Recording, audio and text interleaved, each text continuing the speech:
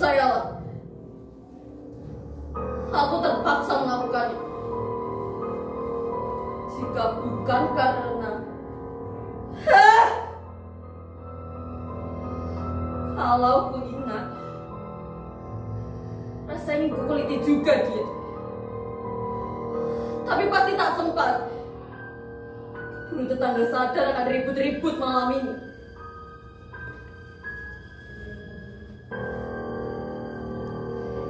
Iya, jangan khawatir. Aku pasti akan menyerahkan diri ke polisi. Tapi tentu tidak sekarang. Karena ingin ku nikmati sementara kebebasan tanpa kegaduhan dan ketakutan yang selalu dihadirkan di rumah ini.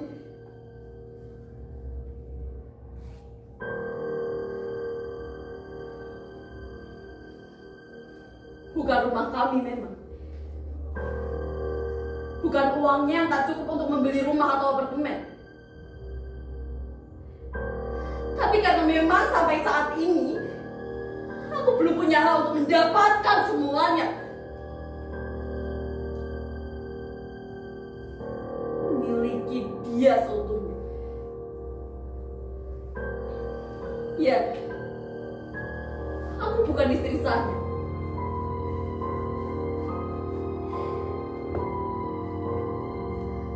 Dia datang di saat semua duniaku gelap. Lalu tiba-tiba dia membawa lilin dan kami makan bersama di atas sebuah meja. Dengan pembukaan adalah janji-janji manisnya akan masa depanku. Bahwa kemudian dia sudah tidak baik-baik dengan istrinya. Mempertebal semuanya dan singkat cerita aku jadi bagian dari hidupnya.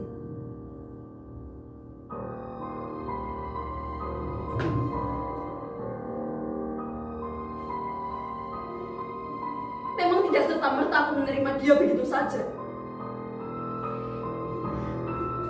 Tapi karena memang dia tipeku. Dia ganteng, tinggi, gagah, dan punya karir yang bagus. Tentu karena dia memiliki jabatan yang tinggi di sebuah perusahaan.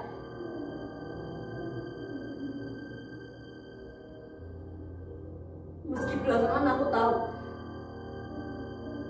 jika perusahaan itu adalah warisan dari mertuanya. Tapi ya sudahlah.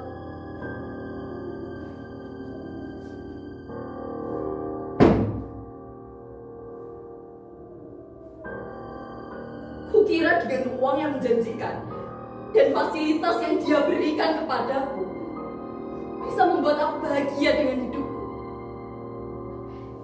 Karena kau tak perlu malu ketika pulang ke rumah orang tuaku dan tetangga yang sebelumnya selalu nyinyir tentang kondisi rumah kami yang hanya beralaskan tanah. Tapi ternyata tidak. Aku inginkan lebih. Miliki dia seutuhnya. Kuakui, hidupku jauh lebih baik dari yang sebelumnya. Yang hanya mengandalkan gaji dari seorang buruh rinting rokok dari perusahaan yang kebetulan dia jalankan. Iya, kalian tidak salah. Memang dari situ kami bertemu.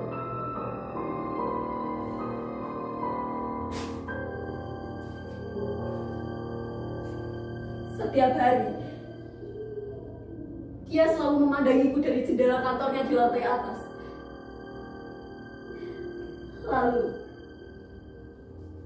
entah kapan awalnya dia jadi sering mendatangiku di meja kerjaku dan mengkoreksi pekerjaanku, bahkan hanya karena seuprit tembakau yang terbuang saat melinting bisa membuat dia begitu marah.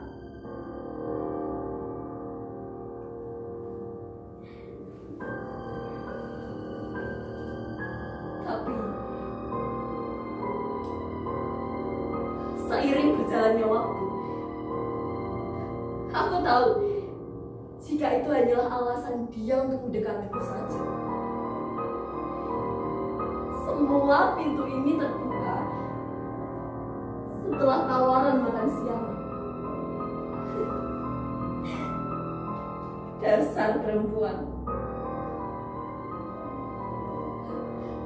Aku masih ingat caranya berbicara dengan badannya yang tegap dan tatapannya yang begitu dalam, membuat aku tenggelam dalam rayuan. Awalnya dia menceritakan tentang kesedihannya di masa kecil. Begini dia bilang,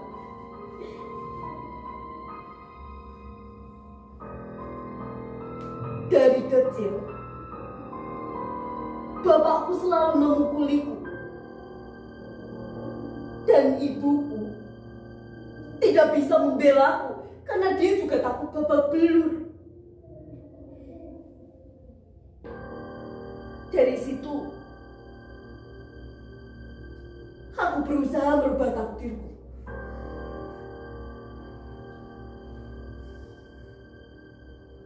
Kabur dari rumah dan mencoba mendapatkan pekerjaan yang lebih baik. Dan ya, disinilah aku sekarang.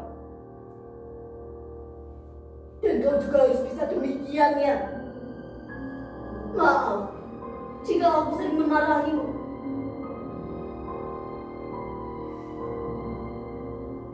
Tapi dari sorot matamu, kamu adalah perempuan yang sungguh-sungguh. Aku kagum padamu. Kamu cantik dan bekerja keras. Tentu akan banyak laki-laki yang akan tertarik padamu. Dan bisa jadi aku. Begitu katanya. Memang tidak semua perempuan akan tertarik dengan bawahnya itu. Tapi tidak bagiku. Bagiku, itu adalah angin dari surga. Apalagi semenjak itu sikapnya berubah kepadaku.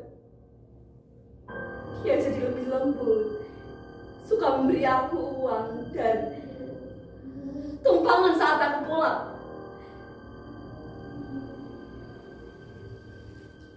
Mungkin sikap manisnya itu yang menutup mata batinku untuk sadar bahwa dia adalah laki-laki beristri. Hubungan ini terus berlanjut dan menjadi serius. Iya, aku jadi simpanannya. Bodoh memang jika melihat fakta di kemudian hari. Sikap manisnya berubah menjadi lebih kasar. Aku kira karena setiap hubungan pasti akan mengalaminya.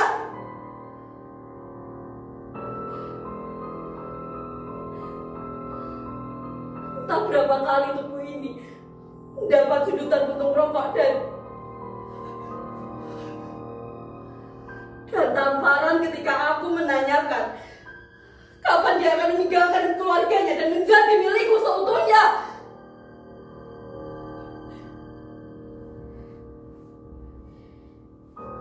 Masuk, perempuan tidak tahu malu. Sudah untung aku memungutmu dari sampah dan punya segalanya. Sekarang malah minta yang tidak-tidak.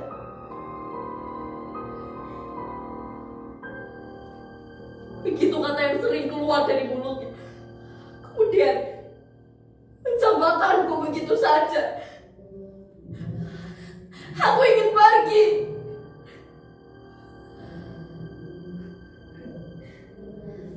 Tapi keesokannya dia datang meminta maaf dan memberiku hadiah yang tak pernah kuduga. Iya, semua perhiasan dan fasilitas yang kupunyai ini adalah pemberiannya.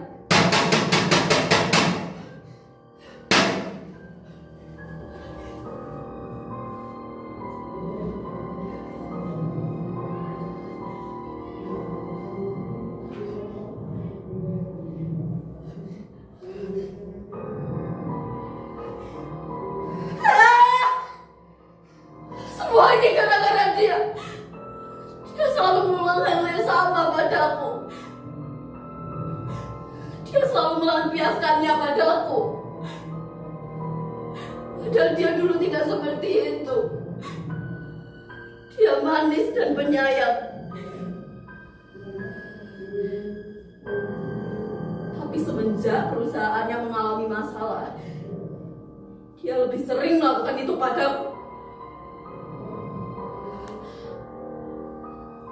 Tidak sedikit ruang di badan ini yang iba perbuatannya. Rasanya ingin kuakhiri saja hidupku.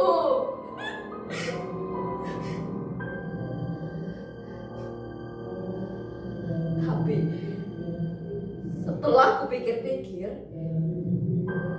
itu hanya akan membuatnya bahagia saja. Karena belakangan aku tahu, ternyata tidak hanya aku yang menjadi sulit. Ya,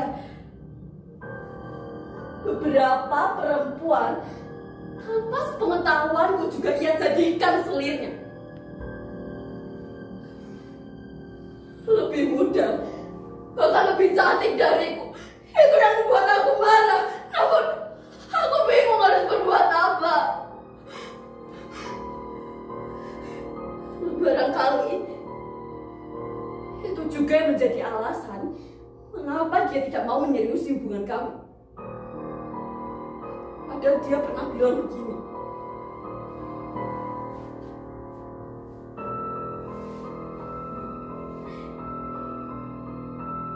sebentar lagi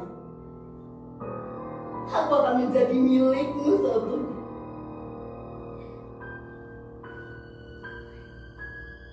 Percayalah, karena aku sudah tidak ada rasa dengan istriku.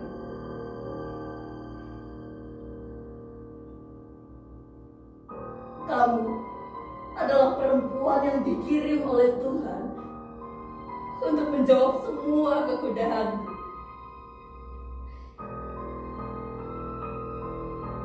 Aku cinta padamu.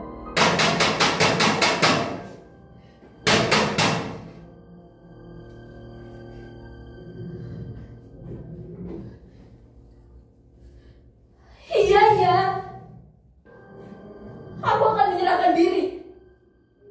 Aku hanya perlu membiarkan diriku meyakini pembenaran atas perbuatanku.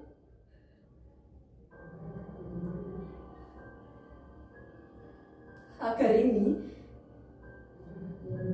tidak menjadi penyesalan di kemudian hari.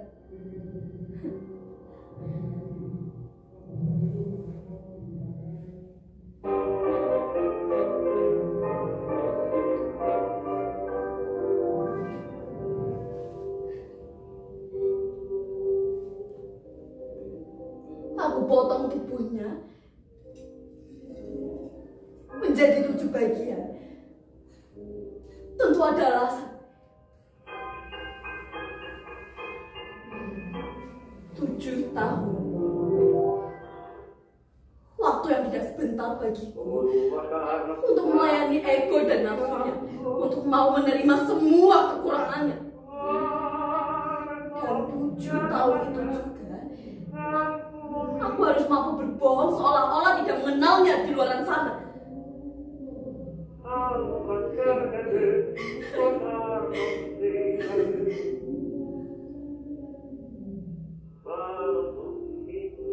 Tujuh. Artinya tujuan. Aku ingin aku sekarang hidupnya tujuan. Bukan lagi jadi bayang-bayang seperti yang kulakukan. Tak lagi jadi gundik yang menyedihkan. Jadi sasaran amarah dan nafsu jika diinginkan. Bisa keluar dari semua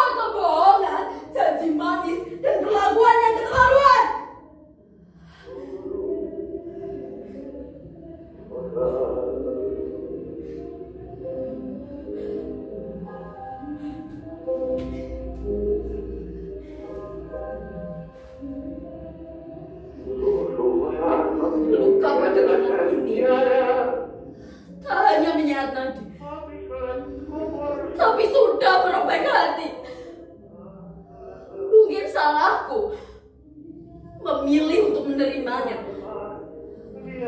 Tapi bukan salahku juga jika aku menuntut untuk dianggap ada. Apa yang kuberikan? Tubuhku, hidupku, bahkan perasaanku, semuanya kubiarkan tumbuh dan dimilikinya. Menyesal, tentu. Tapi untuk apa? Hidup adalah pilihan, toh. Jika nanti aku harus di neraka karena perbuatanku, kupastikan dia juga harus ada di sana, merasakan hal yang sama denganku.